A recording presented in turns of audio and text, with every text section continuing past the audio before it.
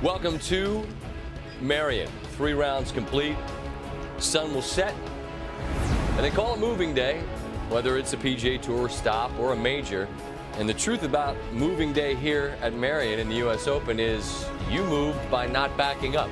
That's how you moved up this leaderboard on a day where allegedly, it was going to be easier to score, and it was. But for folks who just watched the 3rd round, Andy, we saw very few spectacular shots and just one body blow after another to these golfers from this course. We saw the U.S. Open today. We actually did.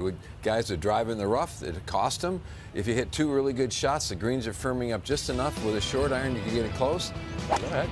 And see the highlight. And they played it long on some holes, like the 3rd hole. Yeah, that says 256. That's a par 3. Mickelson wood in hand and comes up short bogeys, drops back to even par. Luke Donald made a mess of the 4th hole Friday. He gets one back with this long birdie putt to move to 1 under. Well, anytime you can make any kind of putt on these greens, it's a victory. This golf course is going to get even faster and firmer for Sunday. Oh, goody. Charles Schwartzel, who showed the world just how well he could putt a couple of years ago in winning the Masters, here rolls in a birdie putt on the short 7th, that stretch where you can make some hay. And he definitely has the personality to win this championship. You mean boring? No offense. Maybe. Michael Kim, the 19-year-old Cal Bear, he got hot during a stretch. The short par 3 13th, he got it all the way back to even at one point. He absolutely murdered that middle stretch of holes that everybody's talked about you take advantage of. He backed up a bit, 4 over for the championship. Here's Luke Donald for birdie. Moves back to 1 under par. And 10 is obviously a critical stretch. A number of different ways to play it. It's a short par 4. Schwartzel lays up. Beautiful touch. You know, he hit an absolute beautiful 2-iron, just a hard hook all the way up to that point, then played a beautiful shot. Easily done. 2 under par. Justin Rose, the Englishman, top 10 in the world, still looking for his first major. He went for it on a day when it played 280 and finds the left-hand side, or right-hand side of the green, I should say. Beautiful play. You couldn't shoot at the pin. You had to put it in that very right-hand corner. Steve Stricker would become the oldest U.S. Open champion, but I know as you watched him play, you felt like he was playing U.S. Open golf, station to station. And he did exactly what he had to do. Another perfect tee shot. In a position he can putt at that eagle, an easy 2-putt for birdie. And that came after he had put one in the drink on 9 and given up a couple. Here's Mickelson, lays up on 10. Short game, you expect to see some wizardry, and you do. Well, anytime you're back far enough so you can really spin it, that's the key at 10. All right, let's see how Luke Donald plays it. There aren't many birdie holes out here, so you've got to take advantage of the green lights. And Mickelson did, Stricker did, Rose did, Donald did. I suspect tomorrow that whole location will be in the far backhand left corner. There'll be no driving it at that flagstick. Donald was to 2 under par.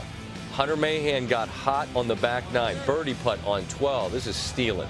Well, this is straight down the hill. I mean, that is so fast that that ball doesn't go in. Even as slow as it's going, it's probably going to go 5 or 6 feet by the hole. Mickelson trying to get the read on 11, where his tournament started on Thursday with a 3-putt bogey. And another really good iron shot into a hole location. Literally, you've got 15 feet on each side of that hole. Just because 13 short doesn't mean everyone took advantage. Hunter Mahan plays it absolutely perfectly. Wait, what's he trying to do? You've got to throw it exactly there, a little left of the hole, and it's going to spin back. And when it ends up, it's straight below the hole. You couldn't go down there and place it any better. Useful. Useful. Steve Stricker trying to get a birdie, and he does. Huge. After that double bogey at 9, then birdies at 10 and 12, and he's right back to even par. Hunter Mahan. This is an interesting little stretch. There are no fans back in this area on 16, so Mahan hits a great shot. He wouldn't have known how good it was because there'd be nobody to cheer. Oh, you're thinking, gosh, I thought I hit a good shot. Maybe it's over the green. Nope, it's in there close. Birdie, 2 under. He's tied for the lead. Then everyone starts backing up. Schwartzel, bogey on the par 3 17th. The reason they're backing up, they got to 17 and 18, 2 of the hardest holes you'll ever want to play. Yeah, they're pretty brutal. 18 played 530 today, 530. A new tee on the other side of that cart path. Not a single birdie on the day. Well, and if you hit it in the rough at 18, now you've got a position that you can make double bogey because the layup from that rough to get back in the fairway is difficult. Charles Schwartzel, bogey 17 and 18, even for the tournament. Huge stretch here. Mickelson, just an absolutely gorgeous golf shot. One of the best 3-irons you'll ever want to see. Just launched it straight up in the air. We were standing right next to the tee when he hit that shot. It looked like it was a 7-iron shot. except for that hole's playing 250 yards. All right, we'll check in on Mickelson's birdie putt in a bit, because ahead of him, you have Mahan coming up bogey on 17. He's putting for a par on 18. And the 18th hole, just absolutely brutal. If you made a 4 there, you walked off that whole feeling as if you'd made a birdie. He shot 69. He's even for the tournament. Luke Donald putting for par on 17 after his iron from the tee came up well short. He drops a shot back to 1 under. This is where the moment of the championship might happen. Most fans, and this is the guy they are rooting for. Look at this great reaction from these great, passionate sports fans. They just erupt for Mickelson, who's leading the championship. You couldn't pick a better spot to make a nice putt. The people went absolutely crazy. Here, after the 3-wood off the tee. He had 274 home. And he just absolutely hammered a nice hook in there. It landed just on the front of the green. This green is absolutely impossible to stop the ball. And the back half of the green slopes away. It ends up just getting into the deep stuff. Hey, but awesome. Let's call it a par 4, 530. It's impossible. Donald making a mess of this hole. His approach was short right. This is his 3rd, and you can see he was heading towards Doubletown. Mickelson's chip from the rough. It ran all the way through into the deep stuff. He's a short game wizard, but there's a little slope right there. He had to be careful, didn't he? Well, he's so good at taking that club and really getting his hands forward and leading through and getting the club head to go all the way through. Just too much grass to get there. Now, can he knock this one in to save par? Yes. No. Dead in the middle, and he's going, oh my gosh, Phil, hit it. Yeah, it just runs out of pace, not even a half a roll, a fraction of a roll away. And so for Donald, real disappointment. He actually had not a tap in by any stretch, but a very short birdie putt on 15 that would have moved him to 3 under par. He did not make it. He drops the shot on 17. He drops 2 shots on 18. So Donald comes back into this pack at 1 over par.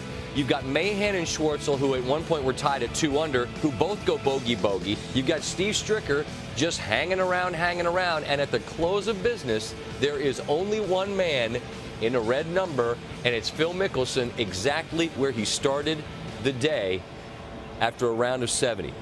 It's a circuitous route to get there, but if you're Mickelson, given the way you finished, you played 17 and 18 even, which means you lapped the field. Mentally, Mickelson, tonight, what's he thinking after all these close calls? He just absolutely loves, first of all, the position he's in. I think he absolutely loves the way he's playing right now. He's hitting so many quality shots. He's thinking his way around the golf course. He's doing all the things he needs to do. And the beautiful thing about Phil, as the golf course gets firmer tomorrow, he can launch that thing up in the air. The shot he hit at 17 will stop on the green tomorrow if the green even gets more firm, which a lot of the other guys won't be able to do. This is not a is it fair question, because I know you love when the U.S. Open Championship, which you won twice, plays difficult. But just give me the perspective of a guy who won it twice about what you're trying to do on the 17th and the 18th. How difficult are those holes playing? They are very, very difficult. Here's the shot of Phil's on 17. Just launches it straight up in the air with the 3-iron. It really never left the pin, landed just over the ridge in the front third of the green. So that proves that it can be done, but this is the best we saw. Well, what you're trying to do there with a long iron, like you're trying to get the ball on the green someplace below the hole. His was perfect. If that ball's 30 feet short of the hole, it's a beautiful shot and a well-played shot. And this is the moment. It's just a total bonus, absolutely. It's a total bonus when you knock it in.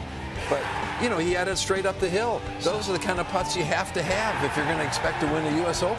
I think it's a combination. These people they're psyched for Phil. They were just happy to see anybody do something good. They're just happy to see somebody not get punched in the face by the 17th hole. But then the 18th, it's 530. No one made a birdie.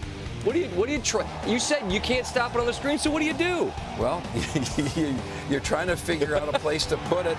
Maybe keeping it just on the very front edge of the green so you're chipping up the hill. I don't know. I think that's the best place to play it. The key is he's coming in with such a long shot, and he had to hit it so hard and so flat that it wasn't going to stop. But the key is, if you're coming to the 17th hole tomorrow, I want to have at least a 2-shot lead. What do you have to have on 18 to feel comfortable? Seriously. I want to stand on the 18th hole with a 2-shot lead, so I know if I have to make a bogey, I drive in the rough, I know I can still go ahead and play for 5 and win the championship. All right, well, let's take a top at the leaderboard, and you'll see that we've got guys like Mahan, who've been close and won big events. Steve Stricker, who's been close. We've got Schwartzel, who had that remarkable finish to win at the Masters. And obviously, we've got Phil Mickelson, who won 4 different majors. If he closes this out, it rounds out 3 of the 4 in the Slam. And finally, he can put those 5 runner-up trophies, whatever you get for that, ribbon or something, someplace else.